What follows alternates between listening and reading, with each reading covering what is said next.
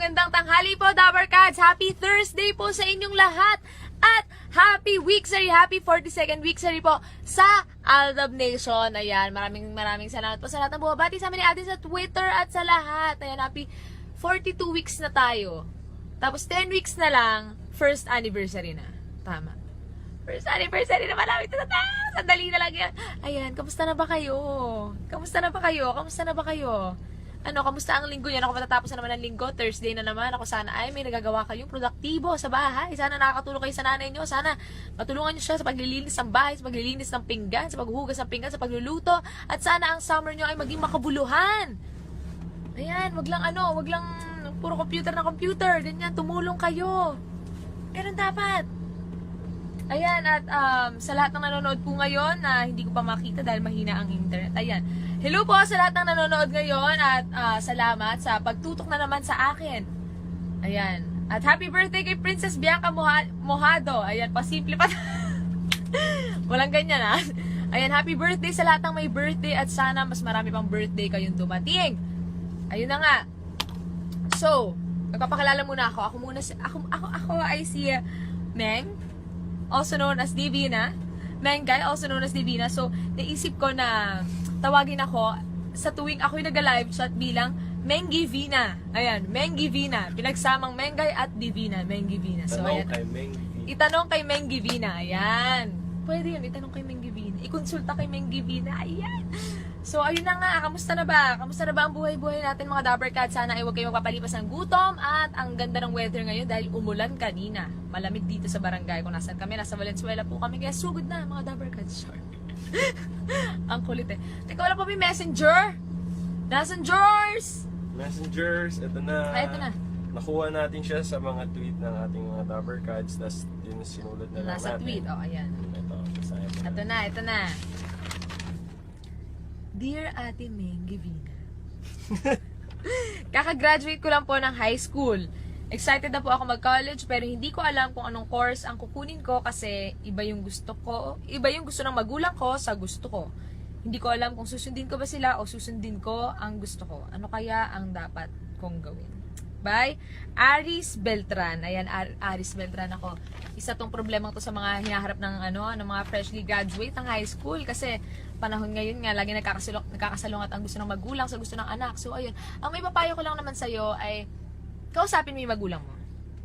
Ayan, yun ang unang-una dapat gawin. Kausapin mo yung magulang mo tapos i-explain mo sa kanila kung bakit na gusto mong kunin yung kurso na gusto mo. And syempre, i-explain din nila kung bakit gusto nilang kunin mo yung kurso na gusto nila.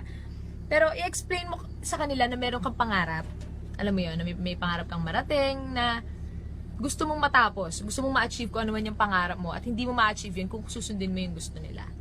Basta kausapin mo lang sila kasi sigurado naman ako maiintindihan kanila kung ano man yung problema mo, lahat naman yung problema na dadaan sa usap. So, ayun. Kausapin mo sila, i-explain mo kung bakit gusto mo kung bakit gusto mong kunin yung kurso na gusto mo. Ang redundant. Kung bakit mo gustong kunin yung kurso na yon, kasi sigurado naman ako na maiintindihan ka nila. I-explain mo na gusto mo yun, di ba? Ganun lang naman kadali, kasi isipin mo na lang kung ang kukunin mong kurso, yung gusto ng magulang mo, lalo na lang kung ayaw mo yun, isipin mo, mag-aaral ka, ilang taon ang sasayangin mo, tapos ginagawa mo yung hindi mo gusto, di ba? Hindi mo malungkot yun. Pili ko, maiintindihan naman ng magulang yung gusto ng anak nila, kasi syempre, gusto rin ng magulang ang mapasaya anak nila. And syempre, alam nilang sasaya ka kapag nakuha mo yung gusto mo. At masyadong ilang beses natin nasabi yung word na gusto, di ba? Di, pero kasi sa dating nung message niya, parang nasabi na niya eh. Pero ayaw ng magulang niya kasi sabi ayaw ng ganyan. Hindi ko po, talaga ba? Oo, kasi paano lang kung Madam Mengivina, ano pong mapapayo niyo kung ayaw po talaga ng magulang niya yung gusto niya? Bakit muna ayaw? Sabihin mo muna sa akin bakit ayaw ng magulang mo. Sabihin mo muna sa akin. Kasi, iba pa rin kasi kapag kukunin mo yung hindi mo gustong kurso eh. Isipin mo, ikaw yung mag-aaral, hindi naman yung magulang mo. O sabihin na natin na, may tao, may kumakatok, sabihin na natin na meron silang pangarap para sa'yo, pero meron ka din pangarap para sa sarili mo. And syempre, priority mo yung sarili mo kasi ikaw yan eh. 'Di ba? Kausapin mo sila, tapos ipaintindi mo sa kanila na gagawin mo naman lahat ng makakaya mo at pag-iigihan mo ang pag-aaral. Ganun lang yun. Pangit kasi yung mag-aaral ka, di ba? Tapos, oo, pangit yung mag-aaral ka tapos hindi mo gusto yung inaaral. sayang lang. Sayang. Isipin mo, 4 o 5 taon. 5 taon. O yung iba, yung ibang kurso, ilang taon, tulad ng pagdodoktor. Madami dyan yung nasa kalagitnaan na doon lang Dun nila lang. marirealize na ano. Wag magsayang ng oras. Time is so precious to be wasted. Don't waste it, okay? Yun ang isipin mo. Tsaka maiintindihan ka ng magulang mo, pangako yan. Talagang kung ipupush mo lang talaga, kung ipupush mo at ipapaintindi mo sa kanila kung bakit gusto mong kunin yung kurso na gusto mo, maintindihan ka nila. Kasi magulang mo yan eh. Ang gusto lang din naman ng magulang ay ang makakabuti para sa'yo at ang magpapaligaya sa'yo. Kaya huwag ka masyadong ma-stress dahil ilang enrollment na ba? Hindi pa. Meron ka pa mga isang buwan para kausapin ng Tagal magulang. pa, August pa ata pasukan eh. August. Basta, always follow your heart. Follow your heart. Kung ano ang gusto ng puso mo, kung ano ang... Teka baka mapunta sa love life. kung ano ang ninanais mo, i-push mo lang yan. Sundin mo. Ayan, kasi baka mamaya, tulad niyan, kunwari gusto niyang gusto niyang maging chef. Tapos sanay siya sa pagluluto, talagang passion niya ang pagluluto. Tapos ang gusto na magulang niya, gusto siyang magdoktor. O di ba very wrong? Very wrong yun. Paano mo ipapasok yung pagluluto sa pagdodoktor, di ba? Mahirap. Kaya ipaintindi mo lang sa kanila na iba talaga yung gusto mo eh. Alam mo yun, ipaintindi mo sa kanila kasi maiintindihan kanila, promise. Promise, magulang yan. Ang magulang laging umiintindihan sa anak. Di ba? Ito, nanay ko to. Nay. Ano nangyari sa Hinday? Yan si Nay, bakit ganyan ka? Ayan, kapag hindi naman pumayag ang mga magulang mo, bilan mo sila ng caterpillar. Ayan. Tapos pakausap mo sa kanila. Tapos ipakausap mo sa kanila yung, Nay, i-explain po nitong caterpillar kung bakit po ang gusto kong kurso ay ito. Ayun, simple lang.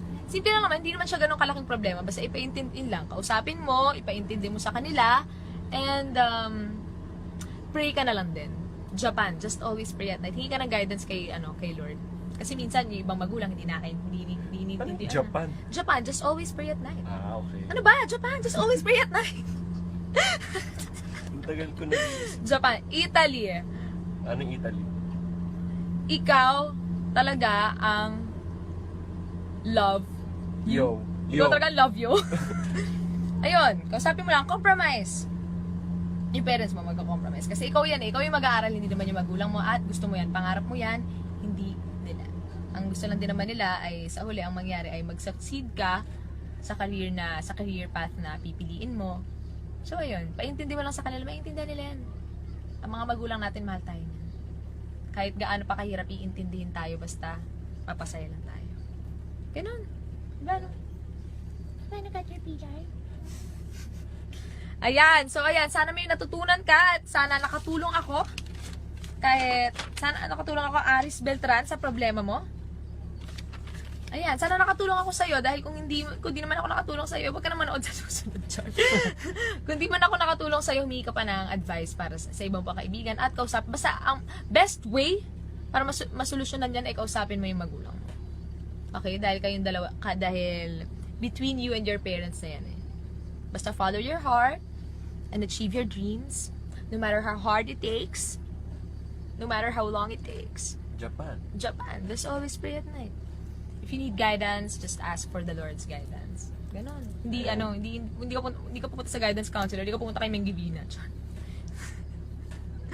Alam mo, ang hirap pag live kasi kung ano-ano yung nasasabi mo. Kaya nagbablog ako eh kasi sulat doon. Doon pwede mo i-edit eh. Yan. Doon pwede kong edit. Ito, live pa. Live. So ayan, sa lahat ng nagpapabate, hello sa inyo. Ayan, pabati yung sarili ko. Ayan. So ayun, nakalutas na naman tayo ng isang problema. Nakalutas nga ba? Basta i-update mo ako, i-tweet mo ako, tatandaan ko yung pangalan mo, Aris Beltran, kung ano nang napagdesisyonan mo. And I wish you all the best and happy graduation nga pala sa'yo. Congratulations sa'yo and sana ma-enlighten ka na at sana maliwanagan ka sa gusto mong gawin at sana maliwanagan din ang parents mo sa gusto mong gawin sa buhay. Ayan. Ano yung tagline ko? Nakalimutan ko. Gumawa ko ng tagline eh. Constant. Hindi. Lagi niyong tatandaan.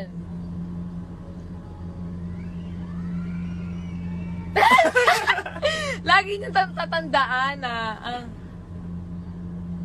ano ba yan? Kanina kabisado. Lagi niyong tatandaan na kahit anong problema,